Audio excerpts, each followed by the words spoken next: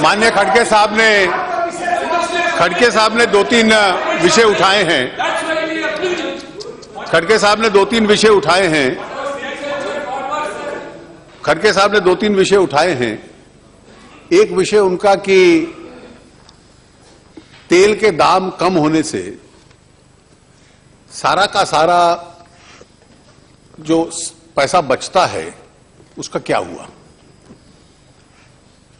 खड़गे साहब, आप पूरी अर्थव्यवस्था को देखिए।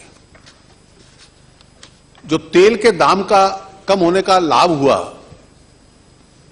वो पैसा लाभ तीन हिस्सों में बंटता है। आपने दो का जिक्र किया है, तीन है। जब तेल कंपनियां, जिसमें पब्लिक सेक्टर की तेल कंपनियां हैं, ये दुनिया के बाजार से कच्चा तेल खरीदती हैं,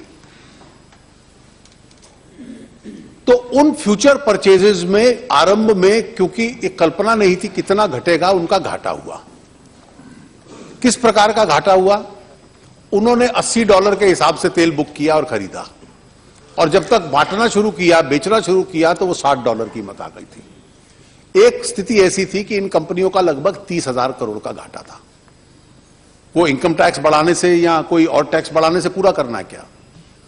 स्वाभाविक है कि उस पहला कोई भी कंपनी जो दाम तय करती है, अपना घाटा उसमें से पूरा करेगी। उस घाटे को हटाया गया, और वो कंपनियां लिस्टेड कंपनीज हैं, सरकार भी शेयर होल्डर है, प्राइवेट शेयर होल्डर्स भी है।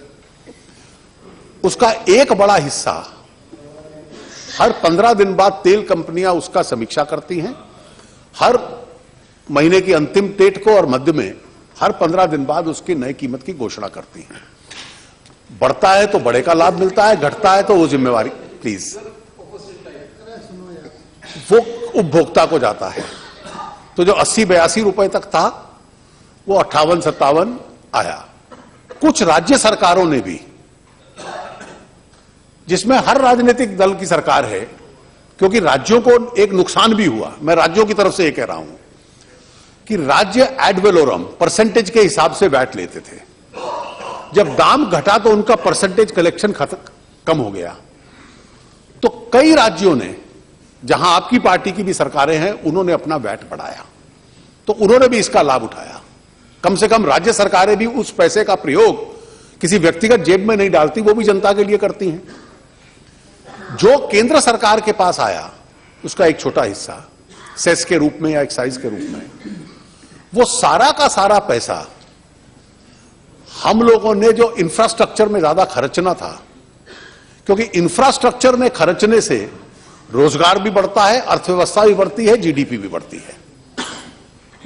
और इसलिए जो आदमी तेल खरीदता है स्कूटर, कार या ट्रक चलाने के लिए, वो सड़क का भी प्रयोग करता है। तो ये उसका योगदान सड़क के निर्माण में लगा। तो आप व्यापक अर्थव्यवस्था को देखिए। Sir, the consumer is also getting a road. Sir, I think there is something wrong in my effort to explain, because a simple explanation that the consumer is entitled to pay less for petrol, he is also entitled to a good road, and therefore the consumer gets a good road. Please, yes, why you are answering? I think nothing when we are in power, you allow us to run it our way. Secondly, I don't think the statement which you are attributing to the chief economic advisor appears to be accurate, but I don't join issue on this. Now again your argument that these are our schemes. Very well, you want to take the credit. That day on Aadhaar also I said you want to keep the copyright, please keep it, but at least then stand up and support the budget, because it's your schemes.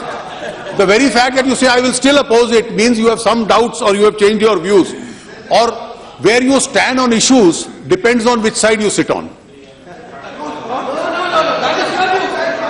Yes. Mr. Mehtab wanted to know the SEBI chief statement is with regard to willful defaulters. Now, willful defaulter is a phrase under the RBI guidelines where a defaulter is declared as a willful defaulter. And now if you are a willful defaulter, you are barred from the rest of the financial system from either taking loans in any name or your name or any other company. Other companies you are associated with, you are debarred. So he has made a statement that they will debar him from financial dealings that he can't get money from the market, from the bank, so he will start raising it from the market by misleading people. That's a facility which is to be denied to a willful defaulter. What steps is the government taking? Now, the first step is that the balance sheets must be clean. We must know where we stand. We can't function under concealed balance sheets. That's a process which is on. You take legal action where recoveries are to be made. And here I must tell you, it's a big challenge to the legal system. I have got a briefing at, if some necessary there is time, I can, in the House also shares it, that the most visible of defaulters who are managing to even escape out of the country, a question we have to ask ourselves, did the legal system also act as a hurdle in the recovery? How many cases the banks in the last 3 years have had to fight against such people? And this is for every institution now to really look within.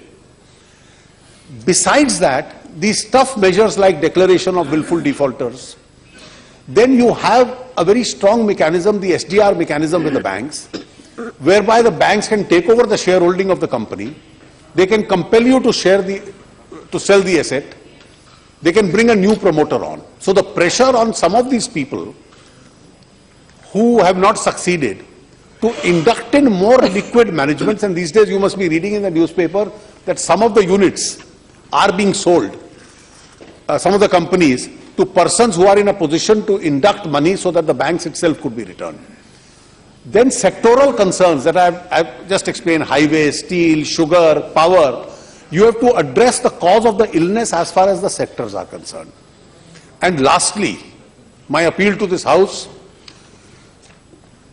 this country desperately needs the bankruptcy and insolvency law. It is intended to deal with these situations. The earlier we are able to deal with it in this House, I hope the committee, the joint committee which is working on it will soon give its report.